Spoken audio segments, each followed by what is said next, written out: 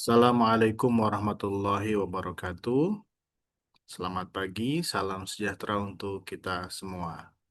Pada kesempatan kali ini kita bersama saya lagi di mata kuliah Ilmu Sosial dan Budaya Dasar.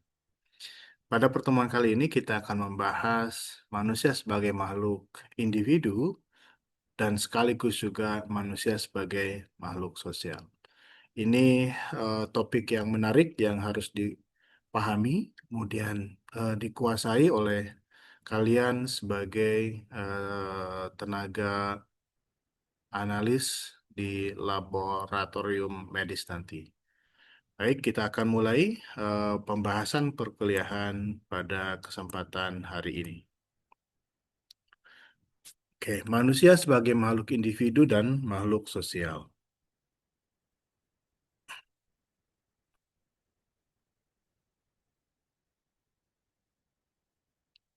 Nah, kita awali dengan subfokusnya adalah manusia sebagai makhluk individu. Nah, coba Anda cermati gambar yang muncul di layar. Kemudian, apa yang Anda pertama kali lihat dari gambar ini? Silahkan cermati terlebih dahulu.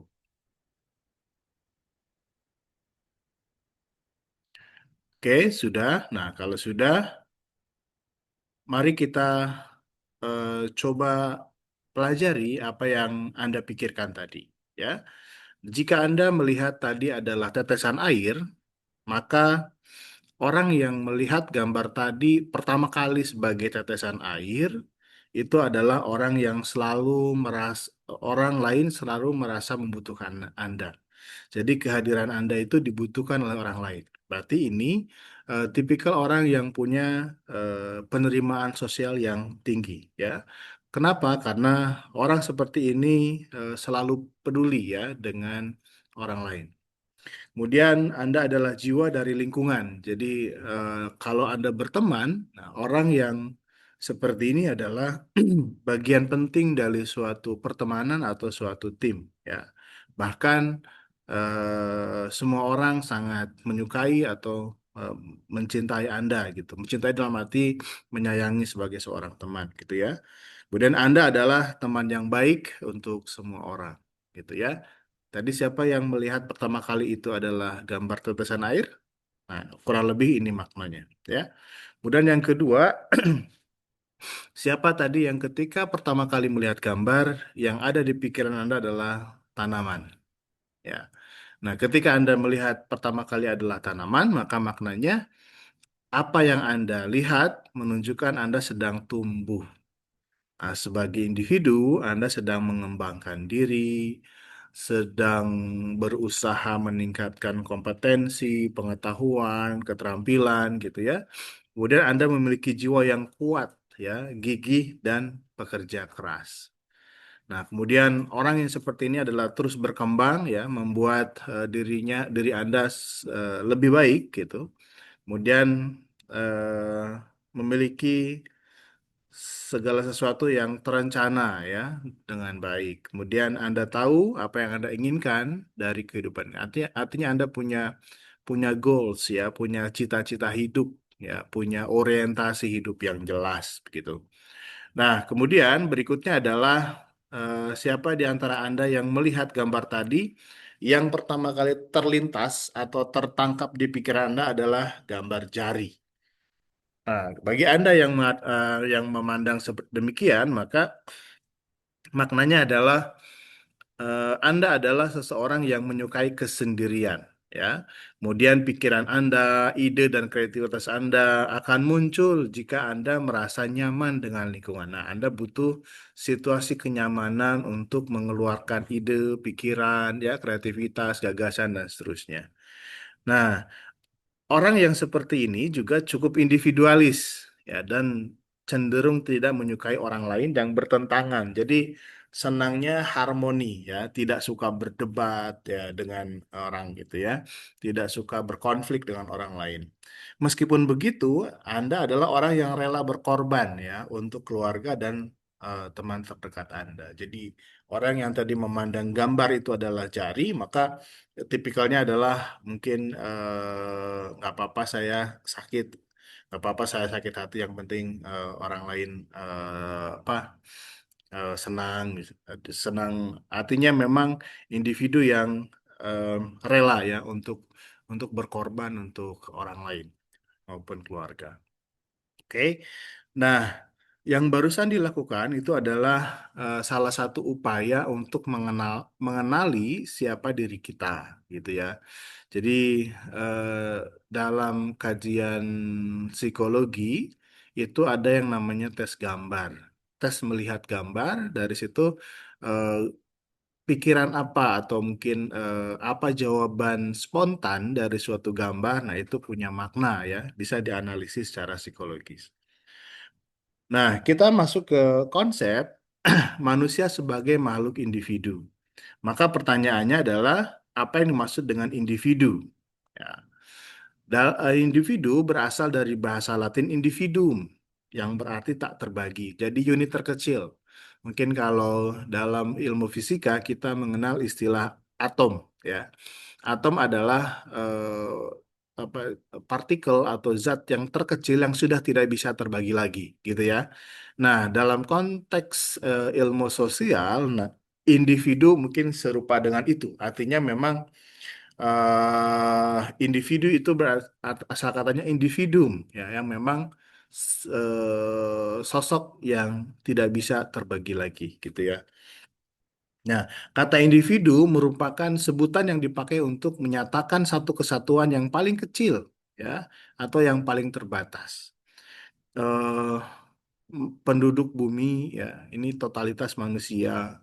Kemudian penduduk suatu negara, gitu, eh, atau benua dulu lah, benua, ya, dari benua mungkin kawasan, dari kawasan mungkin negara, negara provinsi, provinsi kabupaten, kabupaten kecamatan, kecamatan terus kemudian ke kelurahan, terus sampai ke keluarga. Bagian dari keluarga adalah individu, individu, individu yang ada dalam keluarga itu. Jadi setelah individu tidak ada lagi yang bisa dibagi karena itu bagian terkecil dari manusia. Ya. Oke, jadi individu adalah manusia yang tidak hanya memiliki peranan di dalam lingkungan sosialnya, tetapi juga memiliki kepribadian dan pola tingkah laku spesifik ya dalam dirinya. Jadi sebagai individu ya, kita memang punya peranan sosial di keluarga, Anda mungkin sebagai anak gitu ya. Kalau saya sebagai ayah misalnya. Kemudian di pertemanan mungkin Anda ketua kelompok atau mungkin kalau ada pekerjaan nanti Anda eh, ketua divisi misalnya di organisasi kemahasiswaan gitu ya. Nah, itu adalah peranan di lingkungan sosial. Tetapi sebagai individu Anda memiliki kepribadian, memiliki personality seperti apa? Apakah Anda kalau kita pakai 4 tipe kepribadian ya, misalnya flegmatis, korelis, melankolis ya, dan seterusnya, maka Anda bisa menemukan jenis kepribadian Anda dengan 4 kuadran itu. Kemudian setiap individu juga punya pola tingkah laku yang spesifik dalam dirinya. Yang simpel saja, misalnya aktivitas orang bangun tidur. Setiap individu itu punya kekhasan. Ada yang bangun tidur itu dia harus diam dulu lama di tempat tidur, baru dia duduk kemudian bangun. Ada yang harus pegang handphone dulu dan seterusnya ya. Bahkan pola tidur pun juga ada yang harus punya ritual tersendiri sebelum tidur, atau mungkin dia punya boneka atau benda sesuatu yang harus ada di sekitarnya untuk tidur. Nah, itu ada juga keunikan-keunikan demikian. Jadi setiap individu itu punya pola tingkah laku yang spesifik, ya. Nah, tingkah laku di sini tentu perilaku dalam arti fisikal, juga perilaku dalam arti pemikiran, ya. Setiap individu itu punya sudut pandang, ya, punya pola pikir ketika menghadapi sesuatu, ketika diminta, ketika ditanya, maka dia memiliki pola respon tertentu, ya. Nah, itu tingkah laku spesifik. Jadi setiap individu itu punya yang namanya pola tingkah laku yang spesifik dalam dirinya. Nah, meskipun ada orang kembar ya, Anda boleh cermati bagaimana orang kembar. Meskipun mereka kembarnya kembar siam, ya, kepribadiannya berbeda. Ya, kemudian pola perilakunya juga berbeda. Ya. Apalagi semakin dewasa, semakin nampak sekali perbedaannya. Nah, manusia sebagai makhluk individu memiliki unsur ada jasmani, fisik ya, kemudian ada rohani ya, sesuatu yang ruh, yang jiwa ya. Unsur fisik dan psikis ya, ada psikologis ya, unsur jiwa dan raga. Jadi manusia punya dua dimensi jasmani rohani atau fisik psikis atau jiwa dan raga. Nah, masing-masing aspek ini memiliki kehususan masing-masing ya. Manusia yang terlahir kembar sekalipun ya, meskipun secara fisik kemiripannya sangat mirip tetapi tidak sama persis ya, secara fisik pasti ada perbedaannya ya. Nanti mungkin apalagi kalau sudah pertumbuhan, mungkin yang satu lebih besar badannya, yang satu lebih kecil ya. Meskipun secara wajah tuh mirip, tapi postur pasti ada perubahan, ada perbedaan gitu ya. Jadi intinya tidak ada orang yang sama ya. Nah, sebagai makhluk individu, manusia memiliki keunikan dan ciri khas tersendiri, tidak ada yang sama persis ya. Manusia memiliki karakteristik yang khas atau juga disebut sebagai kepribadian. Oke, nah silahkan Anda scan QR code yang tampil di layar untuk mengetahui apa tipe kepribadian Anda. Silahkan di pause dulu videonya, kemudian Anda scan gambarnya, kemudian Anda masuk ya ke website tersebut ya, kemudian Anda isi instrumennya untuk membantu Anda mengenali tipe kepribadian Anda. Oke, nah sambil Anda mengerjakan, saya ingin menyampaikan bahwa kadangkala untuk mengetahui siapa diri kita, untuk mengetahui seperti apa kepribadian kita, kita butuh orang lain. Kita butuh instrumen lain. Ya, jadi kalau ditanya Anda orang seperti apa, nah itu agak sulit untuk mendeskripsikan karena ada bias atau mungkin kita tidak bisa memilah atau memberikan secara spesifik segala sesuatu informasi untuk apa namanya untuk dianalisis secara sendiri oleh diri kita sendiri. Maka kita butuh bantuan orang lain, bisa psikolog gitu ya, bisa konselor atau apa dalam bentuk lembaga dan lain-lain, lembaga konsultan psikologi atau lembaga assessment center dan lain-lain ya, untuk mengetahui siapa diri kita, untuk mengetahui seperti apa kepribadian kita. Oke, silakan Anda selesaikan nanti pengisian instrumennya. Saya lanjut dulu ya. Nah, sebagai makhluk individu, manusia memiliki sifat, watak, keinginan yang berbeda-beda. Misalnya kita nanti mau makan gitu, pasti selera orang itu berbeda. Mungkin sama-sama suka seblak, tapi seblak yang seperti apa? Yang satu suka pedas, yang satu suka asin atau gurih, nggak pedas gitu. Kemudian sama-sama suka pedas juga beda. Apa yang ada yang pedasnya pedas banget, sedang ya, atau sedikit pedas gitu. Kemudian juga yang sama-sama suka pedas banget juga, apakah dia lebih suka pedasnya itu dari chili oil misalnya, atau lebih suka pedasnya itu dari saus, atau mungkin sukanya pedasnya itu dari cabai rawit yang mentah, dan seterusnya. Jadi setiap individu itu punya keinginan yang berbeda-beda, punya selera yang berbeda-beda. Ya, kebutuhan juga berbeda, cita-cita juga berbeda satu dengan yang lainnya. Nah, maka ketika kita bicara tentang manusia sebagai makhluk individu, ada pemikiran bahwa individu itu bebas untuk menunjukkan keindividuannya. Ya, misalnya Anda suka nyanyi, Maka Anda bebas mau nyanyi apapun, mau nyanyi dimanapun, dalam situasi apapun. Nah, paham yang demikian, jadi yang memberikan kebebasan yang utama kepada individu untuk menunjukkan siapa dirinya, itu disebut sebagai paham individualisme. Ya. Paham ini menekankan pada kekhasan, ya, martabat, hak, dan kebebasan orang lain atau orang per orang itu tidak terikat dengan masyarakat atau suatu negara. Nah, jadi ini dimensi di mana individu ingin menonjolkan dirinya sebagai individu, gitu. Jadi Anda kalau sebagai individu jangan terbawa oleh sosial Anda. Jangan sepenuhnya terbawa sehingga Anda tidak tahu identitas Anda. Ya, misalnya Anda sukanya eh, misalnya bermusik gitu. Kemudian karena lingkungan Anda tidak suka bermusik, maka Anda mematikan kesukaan Anda itu. Gitu.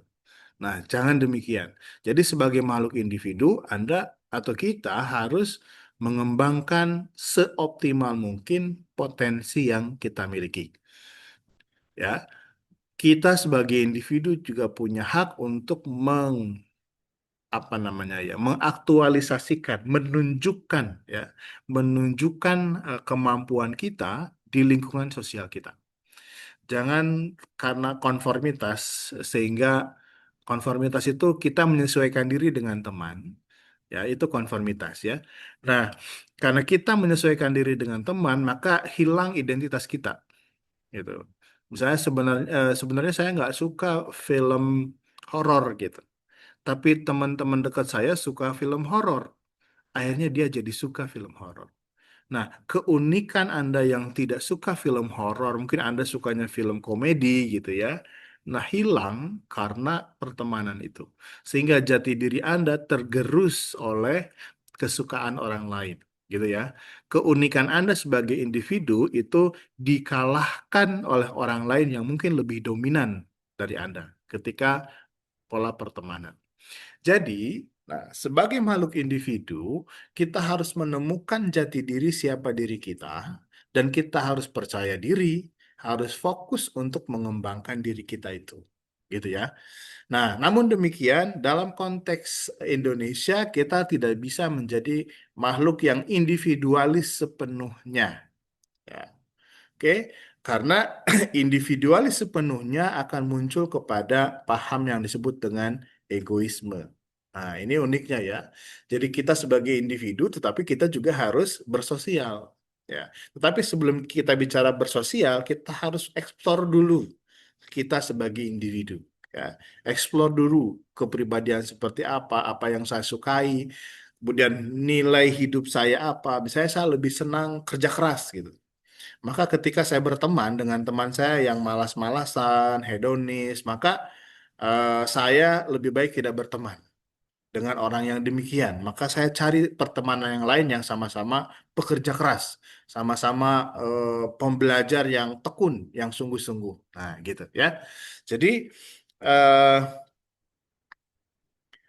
ada sisi di mana kita harus menumbuhkan karakter individu, ya, sehingga disitulah Anda dikenal gitu. Kalau misalnya siapa di kelas ini orang yang paling rajin, nah Anda adalah salah satu orang yang disebut namanya. Artinya lingkungan sosial Anda mengenali karakter Anda sebagai orang yang pekerja keras gitu. Oke, jadi kita sebagai individu harus menunjukkan diri keunikan kita, kepribadian kita, kekhasan kita. Jangan ketika ditunjuk kita tuh tidak masuk ke salah satu pun ya di antara kelompok, di antara kelas ataupun di antara kelompok itu. Jadi kita harus punya keunikan sebagai seorang individu tanpa dibuat-buat, alami, natural. Mungkin Anda baca buku ya, explore segala sesuatu sehingga bisa jadi mungkin Anda di kelas itu adalah orang yang paling wawasannya luas ya, gitu. Jadi sebagai individu kita harus punya punya fokus ya kepada mengenali dan mengembangkan seoptimal mungkin diri Anda. Nah, hasil kajian ya, tentang individualism ya, kolektivism dan individualism di dunia. Nah, ini kalau kita lihat gambarnya kan dari putih ya, kemudian ungu muda sampai ke ungu tua. Yang putih ya itu adalah collectivism ya. Hidupnya yang senangnya berkelompok ya, kemudian jiwa kolektifnya tinggi, tapi sebagian negara lebih mementingkan jiwa individualis. Nah, kalau kita lihat ya, Indonesia itu termasuk yang putih. Artinya memang eh, individualismenya itu eh, apa ya kecil gitu ya. Kita lebih banyak berkelompok dan segala macam. Mungkin Anda di kampus gitu ya. Rata-rata Anda berperilaku itu inginnya bergerombol gitu ke kampus bareng-bareng, kemudian break antar kuliah, ada jeda kuliah, ada bring kaditu, bring kadie gitu ya. Nah, itu adalah ciri kolektivisme. Kemudian apa namanya? eh gosipin orang lain gitu ya itu ciri kolektivisme. Jadi suka memperhatikan orang lain, suka apa kepo tentang orang lain itu kolektivisme ya.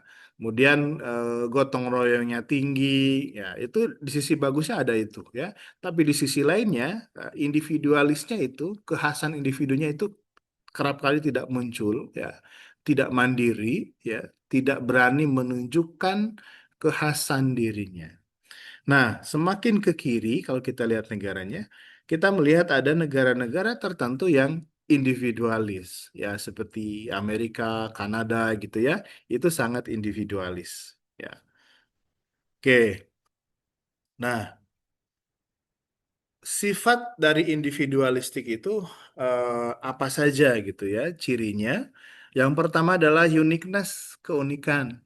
Jadi kalau kita melihat ya ada individu yang cara berpakaiannya itu ada keunikan tersendiri gitu ya. Dia suka stylenya seperti apa, misal kayak yang kita lihat yang ekstrim-ekstrim lah ya. Ada yang ke Korea-Koreaan, ada yang ke Jepang-Jepangan gitu ya. Kemudian ada yang mungkin berbeda. Kalau kita lihat orang seni ya, orang seni itu kan dia banyak mengeksplor dirinya, banyak mengeksplor seni, style seni dirinya gitu ya. Makanya tampilan mereka itu banyak yang menunjukkan keunikan sehingga berbeda sendiri dengan temannya, uniqueness ya. Kemudian berikutnya adalah self sufficiency ya. Jadi mereka berupaya untuk memenuhi kebutuhan dirinya. Jadi kalau saya butuh sesuatu ya dia melakukan untuk memenuhi kebutuhan dirinya ya tanpa misalnya begini, Anda mau refreshing, Anda berteman lah misalnya 5 orang, Anda mau refreshing gitu ya. Di hari weekend ini mau nonton misalnya, teman Anda nggak mau nonton gitu ya, maka orang yang individualistik dia akan nonton meskipun cuma sendirian gitu. Nah, self sufficiency ya dia ingin memenuhi ya kebutuhan dirinya. Kemudian berikutnya adalah independen. Ya, jadi tipikal orang yang punya pemahaman terhadap individunya, mereka independen. Pola pikirnya tidak mau disetir oleh orang lain. Ya, mereka punya pola pikir sendiri. Ya, kemudian punya pendirian. Nah, itu tipikal yang independen. Ya, meskipun berteman, sering berdiskusi dengan orang lain, tapi dia bisa mengembangkan sudut pandangnya sendiri dengan baik, ya, independence. Berikutnya adalah otonomi, ya, otonomi. Jadi tipikal orang yang punya individualistic culture itu adalah orang yang otonomi. Jadi saya mau belajar, ada atau nggak ada teman, Anda belajar. Itu otonomi. Jadi saya mengatur diri. Saya jam 9 malam misalnya mau belajar. Jadi ketika teman ngajak nonton pun dia tetap mau belajar karena dia sudah komit dengan dirinya untuk belajar. Otonomi, ya. Otonomi itu tidak disetir oleh orang lain, ya. Ya, otonomi itu bisa menentukan sendiri apa yang akan dia lakukan. Sampai misalnya hal yang ekstrim pun dia lakukan sendiri. Misalnya ada orang yang naik gunung sendirian gitu. Ada nggak ada teman dia jalan aja sendiri gitu ya. Nah itu contoh yang otonomi. Ya. Nah berikutnya ini kasus yang ada di Bali waktu itu ya. Orang eh, orang orang ini ya, orang bule yang dari barat itu mungkin karena terbiasa individualis, maka ketika berlibur ke Bali, dia protes dengan suara kokok ayam. Nah, sekilas sederhana, tetapi dia memang mengedepankan individualisnya.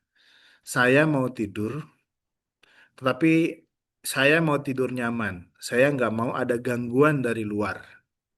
Nah, tetangganya ada yang punya ayam. Kemudian jam 2 berkokok tuh ayam itu misalnya ya. Kan jadi berisik. Nah, orang yang individualis itu nggak mau terganggu. Ya, gitu. Atau misalnya kalau Anda nginep di hotel gitu ya. Ada hotel-hotel tertentu yang menyediakan kamar yang betul-betul kedap suara. Ya, sehingga Anda kalau mau istirahat mau apapun tidak akan terdengar suara apapun dari luar. Gitu. Nah, itu adalah fasilitas yang diberikan bagi orang yang individualis, kenyamanan maksudnya di sini ya. Jadi, kalau mungkin Anda pernah dengar bagaimana Sintayong itu eh, pas awal ke Indonesia itu kaget dengan suara azan ya. Lagi tidur mungkin jam 3 jam 4 gitu ya. Ada azan awal, ada pengajian di masjid gitu. Kaget ini suara apa gitu. Dan mereka awalnya merasa terganggu gitu. Karena kenyamanannya terganggu ya, tidurnya terganggu dengan suara-suara demikian. Nah, itu contoh yang individualis ya, eh, tidak nyaman dengan keberisikan orang lain. Oke. Nah, berikutnya, namun di sisi lain ya, ini terjadi di tahun 2022 ya, ketika ada satu keluarga yang meninggal di Kalideres di Jakarta, di Kalideres ya. Eh, apa namanya? Ada yang meninggal satu keluarga. Nah, karena mungkin apa namanya, entah rumahnya besar gitu ya, atau memang orangnya kurang bersosialisasi ya, sehingga eh, setelah lama baru diketahui bahwa dia meninggal. Jadi ketika diketahui meninggalnya sudah lama ternyata. Nah, ini sisi lain dari individualis. Ketika orang tidak peduli dengan orang lain, dia fokus kepada dirinya sendiri, maka akan ada hal-hal yang seperti ini yang muncul, ya. Ada peristiwa yang terjadi di rumah tetangga tapi tidak tahu, ya, karena lebih mengedepankan individualisme. Oke, nah itu sisi individualis.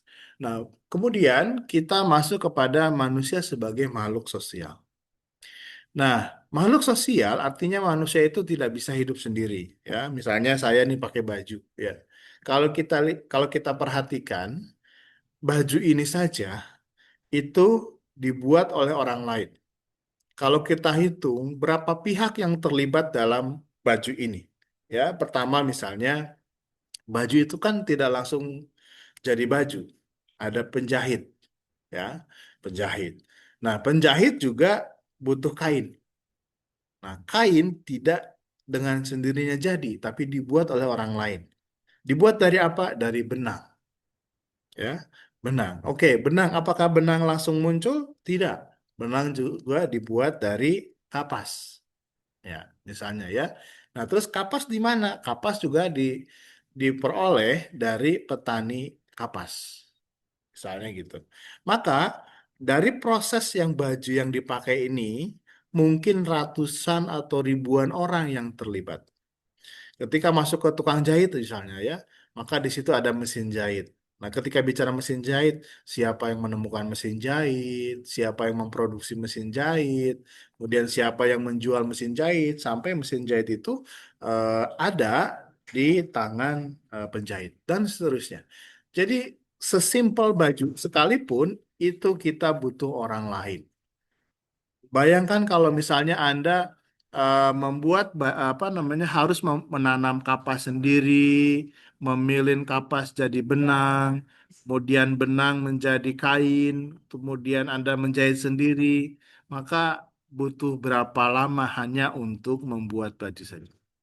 Jadi, dari ilustrasi yang barusan saya sampaikan, sebagai makhluk sosial, kita tidak bisa hidup sendiri. Ya, kita butuh orang lain dalam kehidupan kita.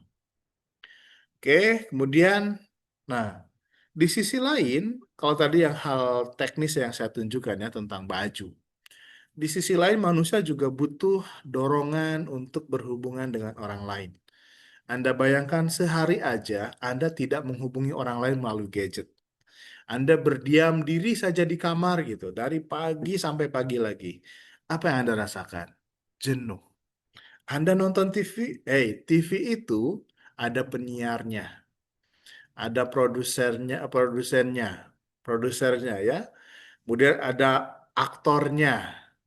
Kalau berita ada news anchornya, gitu. Kalau film ada aktris, ada aktornya dan seterusnya. Anda buka YouTube, YouTube itu ada konten kreatornya. Jadi artinya kalau kita sendiri saja di kamar, nggak ngapa-ngapain gitu, apa yang kita rasakan? Pasti kita merasa tidak nyaman. Itu ciri bahwa kita butuh orang lain. Itu ciri bahwa kita butuh orang lain. Jadi manusia itu nggak bisa sendirian. Dia butuh orang lain. Kita bisa berbicara begini karena ada orang lain. Ya, orang, bukan hewan. Mungkin Anda pernah baca ya berita ada bayi yang dibesarkan oleh hewan. Apakah bisa berbicara seperti manusia? Bayi itu kan manusia ya, hewan itu ya binatang gitu, hewan gitu. Nah, ketika bayi dibesarkan, diasuh oleh hewan, apakah dia bisa berbicara seperti kita ini? Gak bisa. Artinya, manusia itu nggak bisa sendiri, nggak bisa hidup mandiri betul. Pasti dia membutuhkan orang lain. Oke, nah, manusia juga tidak akan hidup sebagai manusia kalau tidak hidup di tengah-tengah manusia lainnya. Ini yang barusan saya ceritakan ya. Nah, bahkan manusia ketika terasing, jadi sudah bisa berbicara seperti ini ya. Ini cerita di, nah ini contoh yang tadi saya ceritakan ya. Jadi Anda bisa baca eh, di QR code yang muncul di layar gitu. Anda bisa scan. Jadi ada 7 kisah nyata manusia yang dibesarkan oleh hewan. Perilakunya nggak jadi manusia gitu. Perilakunya seperti pengasuhnya. Ada yang diasuh oleh serigala, ada yang diasuh oleh kera dan seterusnya. Perilakunya berbeda, oke? Tidak jadi manusia. Nah, maka eh, apa yang menyebabkan manusia itu menjadi makhluk sosial? Pertama tadi hasrat untuk memenuhi keperluan makanannya, butuh makan, butuh minum. Coba tadi ketika Anda sahur misalnya ya, maka pasti Anda misalnya makan nasi. Nasi itu dari mana? Dari beras. Beras itu dari mana? Dari pohon padi, ya. Dari pohon padi itu di mana di sawah atau di ladang misalnya. Oke, di sawah berarti ada petani yang memprosesnya. Ada bibitnya dulu, ya, mengolah tanah dulu. Prosesnya panjang dan itu butuh manusia. Minum, coba apa minuman yang Anda minum? Apakah isi ulang atau misalnya minuman kemasan? Maka apakah Anda ambil sendiri dari sumur? Enggak, ya. Anda misalnya beli dari tempat isi ulang, galon isi ulang misalnya, atau dari minimarket misalnya gitu. Bayangkan air minum itu untuk sampai ke hadapan Anda butuh banyak orang yang terlibat. Misalnya minuman kemasan. Itu ada orang yang mengeksplorasi titik paling banyak air ada di mana. Cari ke gunung gitu. Oh, ketemu sumber airnya di sini. Di bawah ini ada volumenya sekian. Nah, orang itu butuh skill khusus juga, ya. Mungkin dari ilmunya geologi gitu ya, atau ilmu ilmu apa hidrologi yang belajar tentang air dan sumber-sumber air gitu, ya. Kemudian air itu bagaimana disedot ya, dieksplorasi ya. dibor, proses pengeboran, ngedot sedot airnya, begitu air ke atas apakah langsung dikemas? Enggak, ada proses filtrasi dulu supaya bakteri-bakteri yang berbahayanya itu hilang dan seterusnya. Ya. Kemudian pengemasan setelah dikemas, dikirim proses pengiriman kurir-kurir atau misalnya truk-truk yang membawa minuman apa namanya air mineral itu banyak yang terlibat ya sampai artinya sampai akhirnya tiba di depan Anda. Berikutnya adalah hasrat untuk membela diri. Jadi sebagai manusia kita ingin membela diri kita dari ancaman, dari resiko. Tetapi ketika kita mau membela diri, kita tidak punya kekuatan kalau melakukannya sendiri. Anda terancam gitu ya, terancam misalnya eh, misalnya ya terancam dari pencurian gitu. Maka ketika ada pencuri, Anda telepon polisi gitu ya. Kemudian pencurinya ditangkap sebelum beraksi. Atau misalnya orang lain melakukan kejahatan kepada Anda, ya, Anda butuh membela diri. Nah, membela diri Anda mungkin tadi contohnya adalah ke apa namanya dengan meminta bantuan keluarga dulu, kemudian kepolisian atau apa satuan pengamanan lainnya. Gitu. Yang ketiga, hasrat untuk mengadakan keturunan. Jadi manusia itu eh, punya keinginan untuk berpasangan, ya. Makanya di usia remaja itu Anda sudah mulai menyukai lawan jenis, gitu ya. Menyukai lawan jenis, kemudian dari situ Anda membina hubungan, sebut saja pacaran, gitu. Setelah itu lanjut ke proses tunangan, kemudian berikutnya pernikahan, kemudian Anda nanti punya anak dan seterusnya. Manusia butuh itu, ya. Eh, Anda apa rasanya misalnya kalau di usia harusnya Anda menikah tapi Anda belum menikah? Pasti ada rasa tidak nyaman, ya. Itu adalah ciri bahwa manusia memang makhluk sosial. Oke. Nah, alasan manusia sebagai makhluk sosial pertama tentu tunduk pada aturan dan norma sosial yang hidup dan berlaku dalam masyarakat, baik secara sukarela maupun karena terpaksa. Misalnya Anda di komplek gitu ya, eh, atau di kos-kosan. Misalnya suka ada himpunan warga kosan apa gitu. Kalau Anda misalnya ada rapat warga kosan itu nggak hadir, pasti Anda merasa tidak nyaman. Karena ketika diundang pertemuan itu harusnya hadir. Atau misalnya ada teman yang ulang tahun, kemudian mengundang Anda untuk hadir di pesta ulang tahunnya gitu. Nah, maka norma sosial meminta Anda untuk hadir di acara mereka. Maka ya mau tidak mau manusia terpaksa ataupun dengan sukarela akan berinteraksi dengan lingkungan sosialnya. Kemudian berikutnya, manusia mengharapkan suatu penilaian dari orang lain. Ya, penilaian dari orang lain ini akan menimbulkan rasa senang bagi manusia yang bersangkutan. Anda kuliah, ya, Anda mengerjakan tugas, itu kan perilaku sosial. Perilaku yang Anda lakukan karena permintaan orang lain gitu. Ketika saya menugaskan, oke, setelah ini Anda buat rangkuman ya, buat resume dari video saya ini gitu. Maka Anda dengan sungguh-sungguh mengerjakan itu ya sebaik mungkin ya karena Anda ingin mendapatkan nilai yang baik. Nah, perasaan untuk mendapatkan penilaian yang baik dari orang lain itu adalah alasan manusia sebagai makhluk sosial. Nah, kenapa misalnya ketika di masyarakat gitu ya, di komplek atau di perumahan gitu ya, atau di lingkungan masyarakat gitu, ada orang yang menampilkan dermawan, ada orang yang menampilkan dirinya sebagai orang yang ramah dengan tetangga, karena salah satunya adalah saya ingin dinilai sebagai orang yang baik. Saya ingin dinilai sebagai orang yang dermawan, orang yang ramah, dan seterusnya. Nah, dengan dinilai sebagai orang yang baik, maka dia akan merasa senang. Nah, itu adalah alasan manusia sebagai makhluk sosial. Berikutnya adalah manusia memiliki kebutuhan untuk berinteraksi dengan orang lain. Ya, ini yang tadi sudah kita bahas bahwa kita itu nggak bisa sendiri. Kita butuh berinteraksi dengan interaksi apapun, seminimal mungkin interaksi itu tetap kita butuh orang lain.